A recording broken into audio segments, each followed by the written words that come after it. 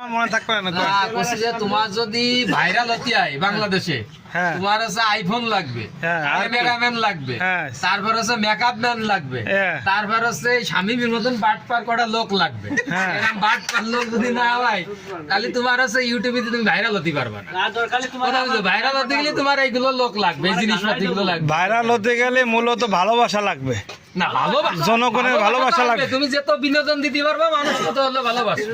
আর বিনোদন না দিতে পারলে কি ভালোবাসা নাই? মানুষ ইউটিউবে যত বিনোদন যে দেখে তার ভিডিও তো হচ্ছে ভাইরাল হচ্ছে, ভিউ হচ্ছে। আর যদি বিনোদন না দিতে পারে, তুমি ভালো জিনিস ছাড়া তোমার কেউ শেয়ার করবে না, লাইকও দেবে না, কেউ কোনো কিছু করবে না। আর খারাপ জিনিস ছাড়া সকল না, ওখান থেকে আমার বাঁচাও তোমরা, বাঁচাও না, এটা তো ভালো জিনিস।